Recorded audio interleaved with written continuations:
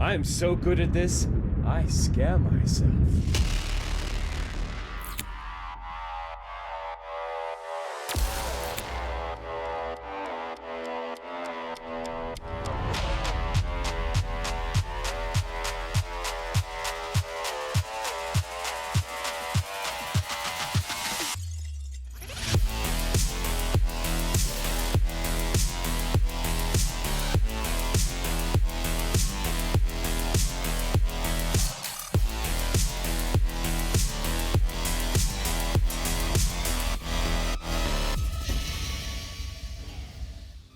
Приветствую! Хочу предложить недорогой, но крепкий и могучий билд с интересной механикой. На момент монтажа, к 13-му дню лиги, все важные комплектующие билда подешевели и в сумме составляют не больше 9 диванов. Его особенность в том, что он может за короткий интервал времени создать до 28 клеем Армагеддона, которые не только отлично справятся с пачками мобов, но и оторвут солидный кусок здоровья у босса. А то и вовсе шотнут. Весь фокус заключается в восхождении диверсанта, в пассивном умении «Идеальное преступление». Оно призывает двух триггер-ботов, которые дублируют наши срабатывающие чары, а именно возврат клеем, который будет срабатывать благодаря камню поддержки автоматизация и крафтовому свойству сверстака, вызывая срабатывание размещенных чар. Получить этот рецепт просто. Для этого тебе надо отправиться в 9-й акт на фабрику и вне помещений поискать непримечательный туннель. На карте он никак не выделяется, но если и глаз наметан, то пропустить не получится. Внутри тебя будут ждать разношерстное туннельное мобье. А ты наверняка и ловкий, смелый изгнанник, поэтому бояться там нечего. Получив важный рецепт, накидываем его на рунический кинжал. Трейд-ссылка на подходящий рун-кинжал есть в описании и в побе.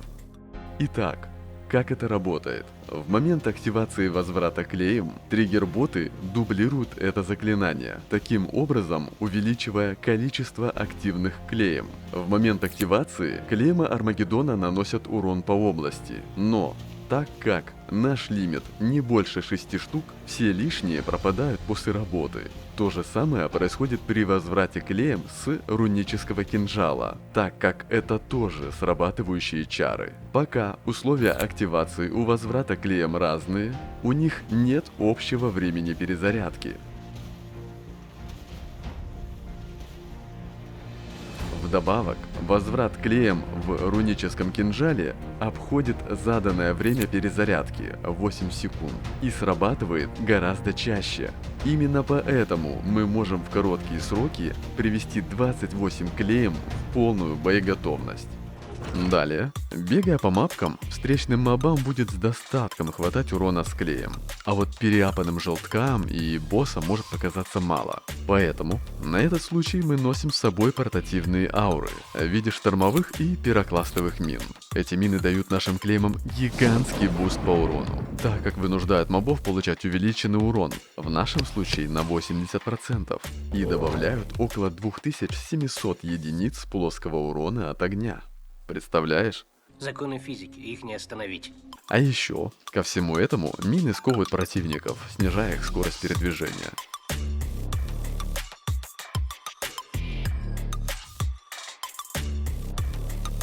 Чтобы не танцевать на пианино с бубном для максимального профита, при встрече с боссом один раз кидаем штормовые мины и пару раз пирокластовые, а дальше просто поддерживаем количество клеем. Этого будет хватать боссу за обе щеки.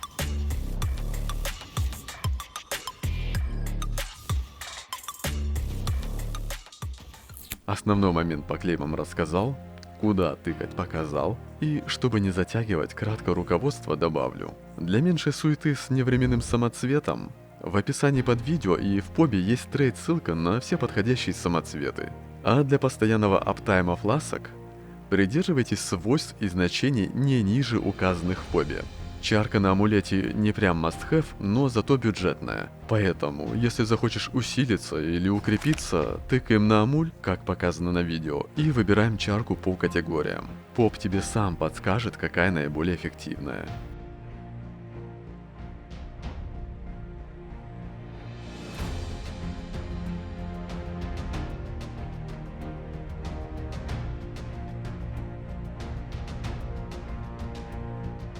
А на этом все. Спасибо тебе, что досмотрел и дослушал до этого момента.